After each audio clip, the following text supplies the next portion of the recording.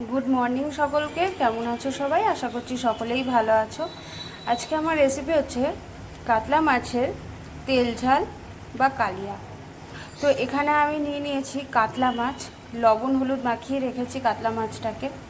और एखाने आमी नियेछि आदा रसुन पेঁয়াজ टमेटो और पाका लंका, एर साथे जाबे 4 मगज बाटा। तो आमी प्रथमे मशलागुलोके भालो करे पेस्ट करे नेब। এই যে মশলাটা ভালো করে পেস্ট করে নিয়েছি। এবার এই সমস্ত মশলাগুলো আমি দিয়ে দেবো ওই মাছটার মধ্যে। দেখো আমি মশলাগুলো এর মধ্যে দিয়ে দিয়েছি। এবার আমি দিয়ে দেবো 1 চামচ জিরের গুঁড়ো, পরিমাণ মতন হলুদ। যেহেতু আমি মাছে লবণটা দিয়েছি সেহেতু আমি একদম অল্প পরিমাণ দিয়ে দিচ্ছি লবণ। দিয়ে দেবো 2 চামচ মতো ধনের গুঁড়ো। এরপর আমি দিয়ে দেবো ফেটিয়ে রাখা 2 চামচ মতন টক দই।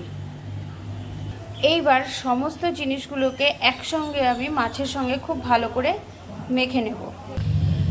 এরই সাথে একসঙ্গে আমি দিয়ে দেব কেটে রাখা আলু। তোমরা চাইলে নাও দিতে পারো, তবে আমি দিলাম। তো আমি একটা ফ্রাই প্যান বসিয়ে দিয়েছি। এবার এখানে আমি দিয়ে দেবো একদম অল্প পরিমাণে সরষের তেল। এবার আমি তেলটাকে খুব ভালো করে গরম করে নেব। দেখো আমি আমার পরিমাণ মতন তেল দিয়েছি, তোমরা এই তেলটাকে একটু বাড়িয়েও দিতে পারো, কোনো অসুবিধার কিছু নেই। আমি একটু কম তেলেই দিয়েছি। এইবার আমি দিয়ে দিচ্ছি এখানে জিরে, শুকনো লঙ্কা আর গরম মশলা। গরম মশলার মধ্যে এলাচ, দারচিনি আর লবঙ্গ। এবার আমি খুব ভালো করে ফোড়নটাকে ভেজে নেব। আমার ফোড়নটা খুব ভালোভাবে হয়ে গেছে। এইবার এই ম্যারিনেট করে রাখা মাছটা আমি এই প্যানের মধ্যে দিয়ে দেব। দেখো আমি দিয়ে দিয়েছি মাছটা, সুন্দরভাবে সাজিয়ে দিয়েছি যাতে করে একটা গায়ের উপর একটা লেগে না থাকে, মাছগুলো যাতে ভেঙে না যায়। এবার আমি গ্যাসের ফ্লেমটা একেবারে লোতে রেখেছি। খানিকক্ষণ আমি এটাকে ঢাকা দিয়ে হতে দেব, তারপরে আমি এটাকে উল্টে দেব। মাছটাকে আমি একবার উল্টে দিয়েছি, মাছটা ঠিক এরকম হয়ে গেছে, মানে আমি গ্যাসের ফ্লেমটা কমিয়ে রান্না করছি।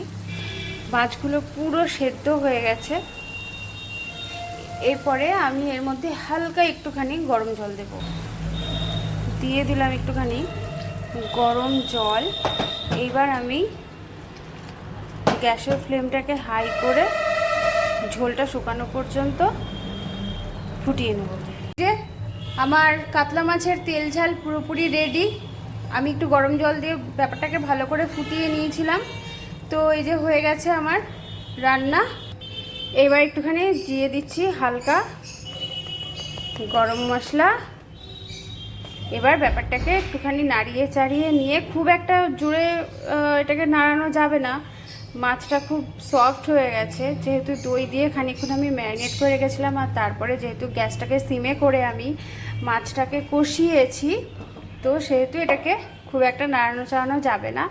আমি গরম মশলা ছিটিয়ে দিয়েছি, হালকা করে একটুখানি মাখিয়ে দিয়েছি। এবার এটাকে আমি ঢাকা দিয়ে রেখে দিলাম, যখন খাওয়া হবে তখন এটাকে বেড়ে নেব। তো এই রেসিপিটা কেমন লাগলো অবশ্যই জানাতে কিন্তু ভুলো না। তো এই যে মাছটার ফাইনাল লুক। রেসিপিটা কেমন লাগলো অবশ্যই কিন্তু আমাকে কমেন্টে জানিও। ভালো লাগলে লাইক কমেন্ট শেয়ার করো, আর অবশ্যই বাড়িতে একবার এরকমভাবে ট্রাই করে দেখো যে কেমন লাগলো তোমাদের এই রান্নাটা। আর যারা আমার ভিডিওগুলো ফেসবুক থেকে দেখবে তারা আমার ফেসবুক প্রোফাইলটাকে ফলো করে দিও, আর যারা ইউটিউব থেকে দেখবে তারা আমার চ্যানেলটাকে সাবস্ক্রাইব করে দিও। আজকের মতন টাটা, দেখা হচ্ছে নেক্সট ভিডিওতে। ততদিন তোমরা ভালো থাকবে।